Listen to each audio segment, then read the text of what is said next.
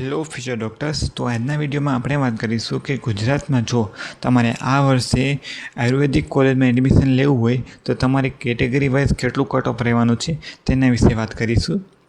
જે બી વિદ્યાર્થીઓને ગવર્મેન્ટ અથવા સેલ્ફ ફાઇનાન્સ MBBS મેડિકલ કોલેજમાં એડમિશન મળતું નથી તેઓ શ્યોર આયુર્વેદિક કોલેજમાં જ એડમિશન લેજો, કારણ કે આયુર્વેદિક કોલેજનો ક્રેઝ દર વર્ષની જેમ આ વર્ષે પણ ધીરે ધીરે વધી રહ્યો છે અને ગવર્મેન્ટ પણ આયુર્વેદિક કોલેજને સપોર્ટ કરે છે. ઘણી ખરી સરકારી હોસ્પિટલોમાં અને એમ્સમાં પણ આયુર્વેદિક ડૉક્ટરની ડિમાન્ડ વધી રહી છે. તો આયુર્વેદિક ચૂઝ કરવું એ બેસ્ટ ઓપ્શન રહેશે જો તમને MBBSમાં એડમિશન ના મળતું હોય તો ચાલો આપણે કટ ઓફની વાત કરીએ. તો કટ ઓફ વિશેની વાત કરીએ તો કટ ઓફ તમારા રેન્ક પર આધાર રહેશે. રેન્ક પરથી તમારું એડમિશન થશે એ તો તમને ખ્યાલ જ હશે. અને સરકારી અને પ્રાઇવેટ મેડિકલ કોલેજ ગુજરાતમાં આવેલી છે. ગુજરાતમાં કોઈ MBBSની જેમ જીમર્સ એટલે કે સેલ્ફ ફાઇનાન્સ સેમી ગવર્મેન્ટ જેવી પ્રાઇવેટ આયુર્વેદિક કોલેજ આવેલી નથી.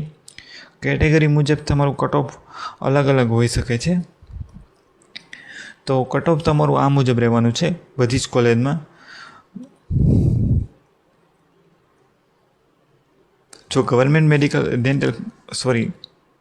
ગવર્મેન્ટ આયુર્વેદિક કોલેજની વાત કરીએ તો સૌથી પહેલા નંબરની અખંડાનંદ ગવર્મેન્ટ આયુર્વેદિક કોલેજ. જો તમારે એમાં એડમિશન લેવું હોય અને ઓપન કેટેગરી એટલે કે જનરલ કેટેગરીના જો તમે સ્ટુડન્ટ હોય તો તમારે 1,11,434 માર્કે એડમિશન ક્લોઝ થયેલું હતું. આ મેં 2025નો ડાટા લીધેલો છે, કારણ કે 2025નો અને 2026નો સેમ જ છે. અને જો જોઈએ તો આ વર્ષે કટ ઓફ તમારું નીચું જશે, કારણ કે 2025માં ક્વોલિફાઈંગ વિદ્યાર્થીઓની સંખ્યા અંદાજિત 50,000 જેટલી હતી, પરંતુ આ વર્ષે જો ક્વોલિફાઈંગ વિદ્યાર્થીઓની સંખ્યા 38,000 જેટલી જ છે.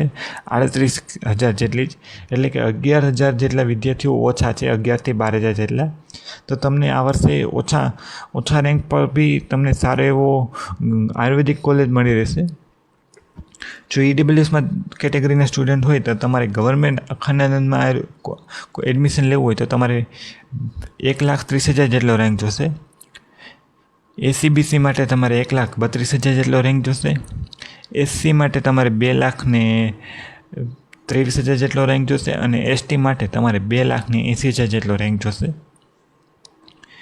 GAC બરોડામાં તમારે એડમિશન લેવું હોય આયુર્વેદિક કોલેજમાં તો ઓપન કેટેગરી માટે તમારે 1,23,000 જેટલો રેન્ક જોશે.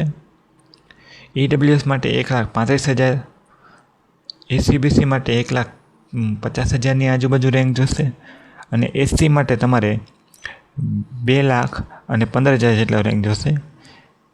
6 લાખની આજુબાજુ રેન્ક હશે તો ST કેટેગરીમાં પણ એડમિશન મળી રહેશે.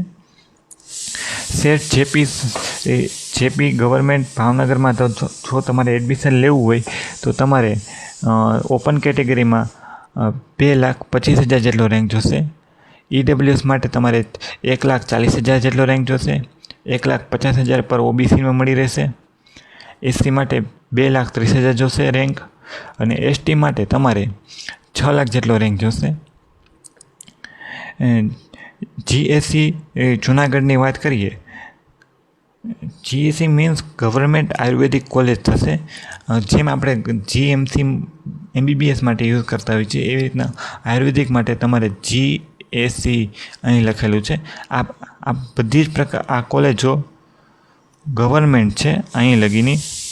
એટલે જે બી વિદ્યાર્થીઓ ગવર્મેન્ટ આયુર્વેદિક કોલેજની વાત કરતા હોય તો આ ટોટલી 5 ગવર્મેન્ટ મેડિકલ કોલેજ આયુર્વેદિક કોલેજ આવેલી છે ગુજરાતમાં. તો ગવર્મેન્ટ આયુર્વેદિક કોલેજ જૂનાગઢમાં જો તમારે એડમિશન લેવું હોય તો 1,25,000 જેટલો રેન્ક જોશે. EWS માટે તમારે 1,40,000 જેટલો જોશે રેન્ક. OBC માટે તમારે 1,50,000 જેટલો રેન્ક જોશે.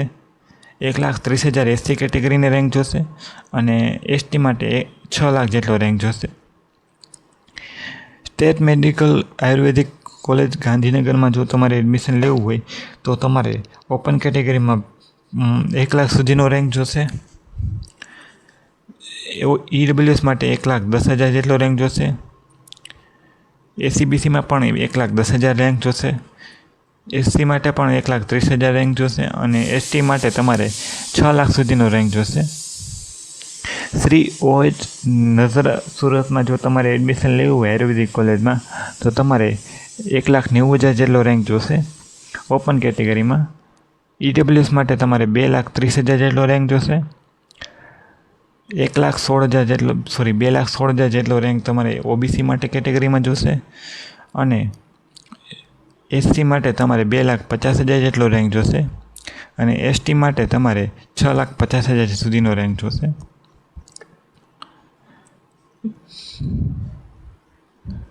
અહીં અન્ય કોલેજના પણ આપેલ છે. જો બધી જ કોલેજની વિડીયોમાં વાત કરીશું તો ઘણી ખરી વધી જશે, વિડીયો લોંગ થઈ જશે. તો જો તમે બીજી અન્ય કોલેજની વાત કરીએ તો તમારી કોલેજો આ મુજબ છે. જો શ્રી સ્વામિનારાયણ કોલેજ કલોલ, પછી Manjushri research institute Pipraj, JS Ayurvedic Nadiad, પછી Shri Rasiklal Ayurvedic college Valsad, Indian institute of Ayurvedic Rajkot, પછી JJ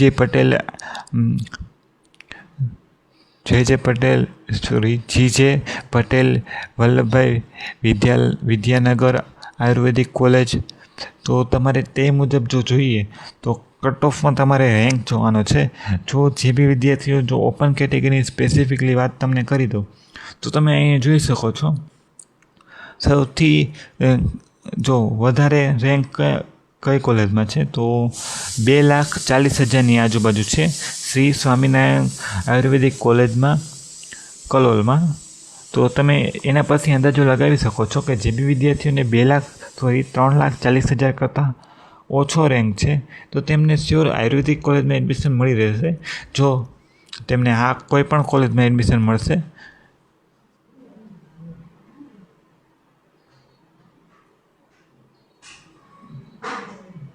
આયુર્વેદિક કોલેજમાં જો અન્ય વાત કરીએ EWS કેટેગરી માટે તો EWSમાં જો તમારે 7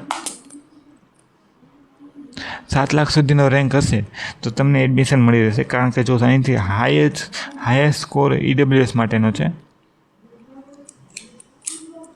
OBC માટે તમારે પણ 7,40,000 જેટલો રેન્ક હશે તો તમને એડમિશન મળી રહેશે.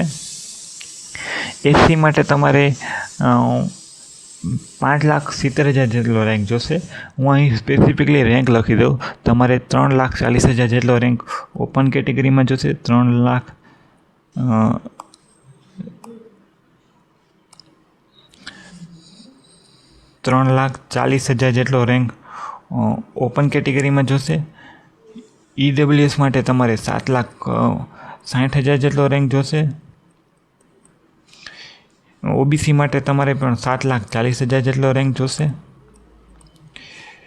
એસસી માટે તમારે 5,60,000 જેટલો રેન્ક જોશે અને એસટી માટે તમારે 8,40,000 જેટલો રેન્ક જોશે. 8,40,000.